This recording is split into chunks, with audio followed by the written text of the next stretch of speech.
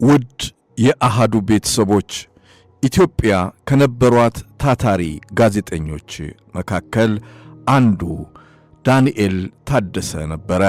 ይህ ጋዜጠኛ በሙያው ሕዝብን ሀገርን ሲያገለግል ኖሮ አልፏል።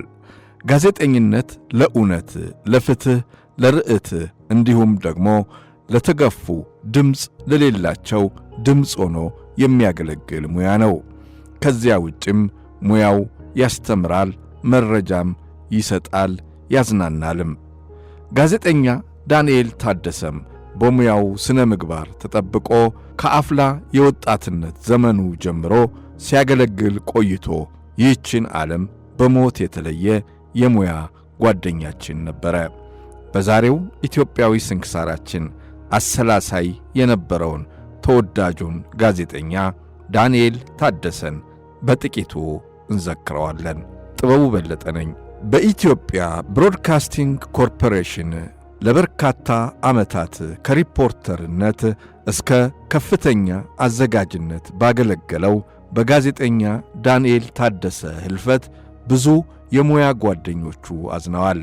አንጋፋው ጋዜጠኛና ጓደኛው ብርሃኑ ገብረ ማርያም ስለ ዳንኤል ታደሰ ሲጽፍ እንዲህ ብሏል።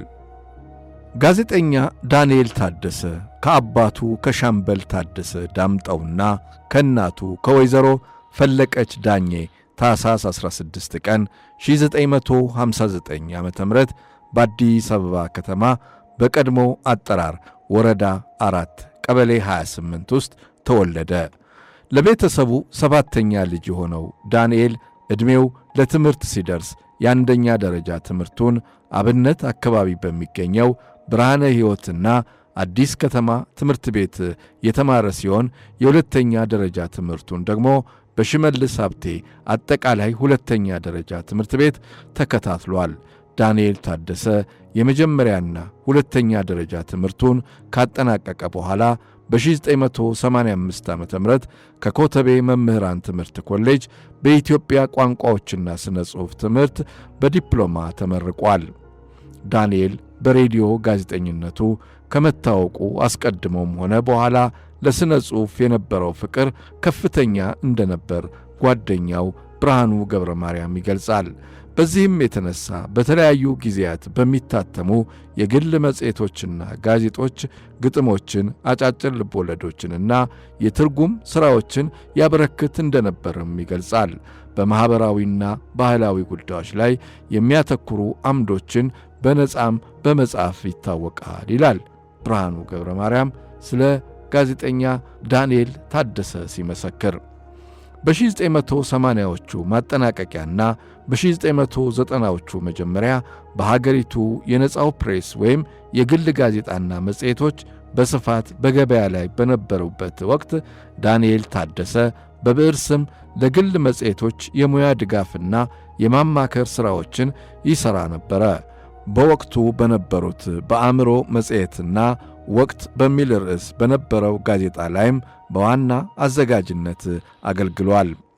ዳንኤል በልዩ የድምፅ ቅላጼው በማራኪ አቀራረቡና በሳል የጋዜጠኝነት ብቃቱ በሚሊዮኖች ልብ ውስጥ የተቀረጸ ደማቅ ታሪክ ያለው ጋዜጠኛ ነበረ።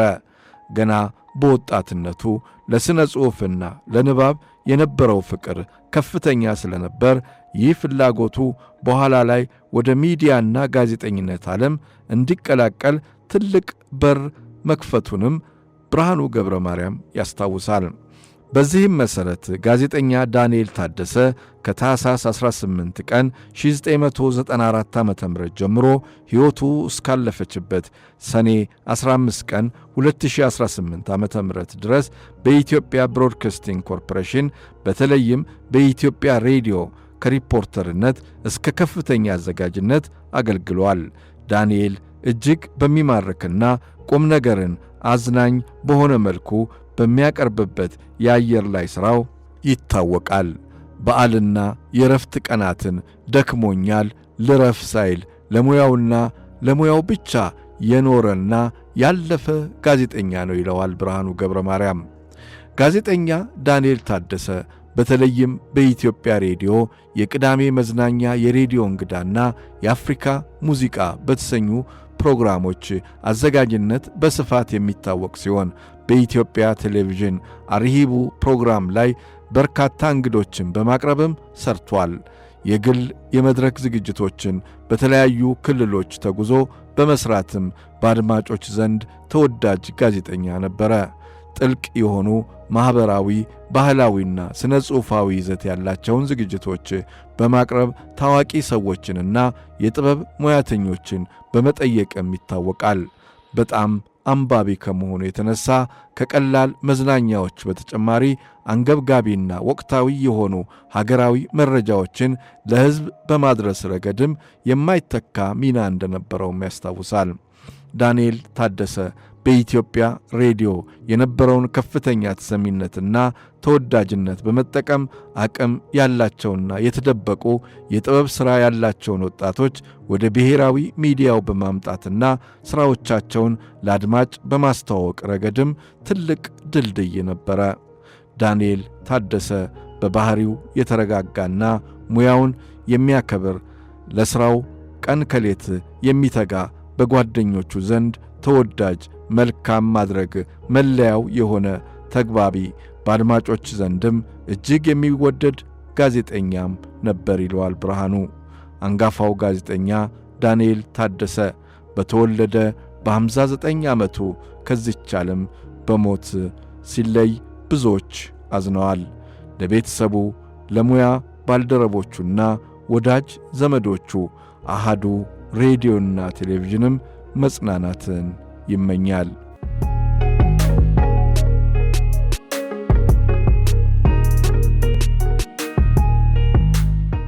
ውድ የአሃዱ ቤተሰቦች ኢትዮጵያ ከነበሯት ታታሪ ጋዜጠኞች መካከል አንዱ ዳንኤል ታደሰ ነበረ።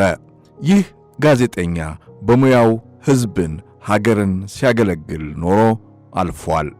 ጋዜጠኝነት ለእውነት፣ ለፍትህ፣ ለርዕትህ እንዲሁም ደግሞ ለተገፉ ድምፅ ለሌላቸው ድምፅ ሆኖ የሚያገለግል ሙያ ነው። ከዚያ ውጭም ሙያው ያስተምራል፣ መረጃም ይሰጣል፣ ያዝናናልም። ጋዜጠኛ ዳንኤል ታደሰም በሙያው ስነ ምግባር ተጠብቆ ከአፍላ የወጣትነት ዘመኑ ጀምሮ ሲያገለግል ቆይቶ ይህችን ዓለም በሞት የተለየ የሙያ ጓደኛችን ነበረ። በዛሬው ኢትዮጵያዊ ስንክሳራችን አሰላሳይ የነበረውን ተወዳጁን ጋዜጠኛ ዳንኤል ታደሰን በጥቂቱ እንዘክረዋለን። ጥበቡ በለጠ ነኝ። በኢትዮጵያ ብሮድካስቲንግ ኮርፖሬሽን ለበርካታ ዓመታት ከሪፖርተርነት እስከ ከፍተኛ አዘጋጅነት ባገለገለው በጋዜጠኛ ዳንኤል ታደሰ ሕልፈት ብዙ የሙያ ጓደኞቹ አዝነዋል። አንጋፋው ጋዜጠኛና ጓደኛው ብርሃኑ ገብረ ማርያም ስለ ዳንኤል ታደሰ ሲጽፍ እንዲህ ብሏል። ጋዜጠኛ ዳንኤል ታደሰ ከአባቱ ከሻምበል ታደሰ ዳምጠውና ከእናቱ ከወይዘሮ ፈለቀች ዳኜ ታኅሳስ 16 ቀን 1959 ዓ.ም በአዲስ አበባ ከተማ በቀድሞ አጠራር ወረዳ 4 ቀበሌ 28 ውስጥ ተወለደ። ለቤተሰቡ ሰባተኛ ልጅ የሆነው ዳንኤል ዕድሜው ለትምህርት ሲደርስ የአንደኛ ደረጃ ትምህርቱን አብነት አካባቢ በሚገኘው ብርሃነ ሕይወትና አዲስ ከተማ ትምህርት ቤት የተማረ ሲሆን የሁለተኛ ደረጃ ትምህርቱን ደግሞ በሽመልስ ሀብቴ አጠቃላይ ሁለተኛ ደረጃ ትምህርት ቤት ተከታትሏል። ዳንኤል ታደሰ የመጀመሪያና ሁለተኛ ደረጃ ትምህርቱን ካጠናቀቀ በኋላ በ1985 ዓ.ም ከኮተቤ መምህራን ትምህርት ኮሌጅ በኢትዮጵያ ቋንቋዎችና ስነ ጽሑፍ ትምህርት በዲፕሎማ ተመርቋል። ዳንኤል በሬዲዮ ጋዜጠኝነቱ ከመታወቁ አስቀድሞም ሆነ በኋላ ለስነ ጽሑፍ የነበረው ፍቅር ከፍተኛ እንደነበር ጓደኛው ብርሃኑ ገብረ ማርያም ይገልጻል። በዚህም የተነሳ በተለያዩ ጊዜያት በሚታተሙ የግል መጽሔቶችና ጋዜጦች ግጥሞችን፣ አጫጭር ልቦለዶችንና የትርጉም ሥራዎችን ያበረክት እንደነበርም ይገልጻል። በማኅበራዊና ባህላዊ ጉዳዮች ላይ የሚያተኩሩ አምዶችን በነጻም በመጻፍ ይታወቃል ይላል ብርሃኑ ገብረ ማርያም ስለ ጋዜጠኛ ዳንኤል ታደሰ ሲመሰክር። በ1980ዎቹ ማጠናቀቂያና በ1990ዎቹ መጀመሪያ በሀገሪቱ የነጻው ፕሬስ ወይም የግል ጋዜጣና መጽሔቶች በስፋት በገበያ ላይ በነበሩበት ወቅት ዳንኤል ታደሰ በብዕር ስም ለግል መጽሔቶች የሙያ ድጋፍና የማማከር ሥራዎችን ይሠራ ነበረ።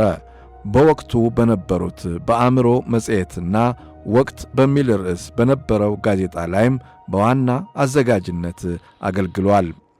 ዳንኤል በልዩ የድምፅ ቅላጼው በማራኪ አቀራረቡና በሳል የጋዜጠኝነት ብቃቱ በሚሊዮኖች ልብ ውስጥ የተቀረጸ ደማቅ ታሪክ ያለው ጋዜጠኛ ነበረ። ገና በወጣትነቱ ለሥነ ጽሑፍና ለንባብ የነበረው ፍቅር ከፍተኛ ስለነበር ይህ ፍላጎቱ በኋላ ላይ ወደ ሚዲያና ጋዜጠኝነት ዓለም እንዲቀላቀል ትልቅ በር መክፈቱንም ብርሃኑ ገብረ ማርያም ያስታውሳል።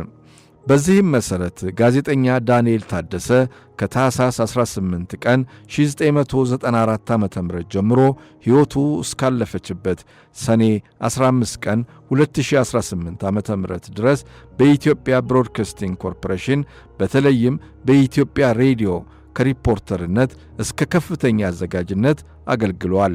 ዳንኤል እጅግ በሚማርክና ቁም ነገርን አዝናኝ በሆነ መልኩ በሚያቀርብበት የአየር ላይ ሥራው ይታወቃል። በዓልና የረፍት ቀናትን ደክሞኛል ልረፍ ሳይል ለሙያውና ለሙያው ብቻ የኖረና ያለፈ ጋዜጠኛ ነው ይለዋል ብርሃኑ ገብረ ማርያም። ጋዜጠኛ ዳንኤል ታደሰ በተለይም በኢትዮጵያ ሬዲዮ የቅዳሜ መዝናኛ የሬዲዮ እንግዳና የአፍሪካ ሙዚቃ በተሰኙ ፕሮግራሞች አዘጋጅነት በስፋት የሚታወቅ ሲሆን በኢትዮጵያ ቴሌቪዥን አርሂቡ ፕሮግራም ላይ በርካታ እንግዶችን በማቅረብም ሰርቷል። የግል የመድረክ ዝግጅቶችን በተለያዩ ክልሎች ተጉዞ በመስራትም በአድማጮች ዘንድ ተወዳጅ ጋዜጠኛ ነበረ። ጥልቅ የሆኑ ማኅበራዊ፣ ባህላዊና ስነ ጽሑፋዊ ይዘት ያላቸውን ዝግጅቶች በማቅረብ ታዋቂ ሰዎችንና የጥበብ ሙያተኞችን በመጠየቅም ይታወቃል። በጣም አንባቢ ከመሆኑ የተነሳ ከቀላል መዝናኛዎች በተጨማሪ አንገብጋቢና ወቅታዊ የሆኑ ሀገራዊ መረጃዎችን ለሕዝብ በማድረስ ረገድም የማይተካ ሚና እንደነበረውም ያስታውሳል። ዳንኤል ታደሰ በኢትዮጵያ ሬዲዮ የነበረውን ከፍተኛ ተሰሚነትና ተወዳጅነት በመጠቀም አቅም ያላቸውና የተደበቁ የጥበብ ሥራ ያላቸውን ወጣቶች ወደ ብሔራዊ ሚዲያው በማምጣትና ሥራዎቻቸውን ለአድማጭ በማስተዋወቅ ረገድም ትልቅ ድልድይ ነበረ። ዳንኤል ታደሰ በባሕሪው የተረጋጋና ሙያውን የሚያከብር ለሥራው ቀን ከሌት የሚተጋ በጓደኞቹ ዘንድ ተወዳጅ መልካም ማድረግ መለያው የሆነ ተግባቢ በአድማጮች ዘንድም እጅግ የሚወደድ ጋዜጠኛም ነበር ይለዋል ብርሃኑ። አንጋፋው ጋዜጠኛ ዳንኤል ታደሰ በተወለደ በ59 ዓመቱ ከዚች ዓለም በሞት ሲለይ ብዙዎች አዝነዋል። ለቤተሰቡ፣ ለሙያ ባልደረቦቹና ወዳጅ ዘመዶቹ አሃዱ ሬዲዮና ቴሌቪዥንም መጽናናትን ይመኛል።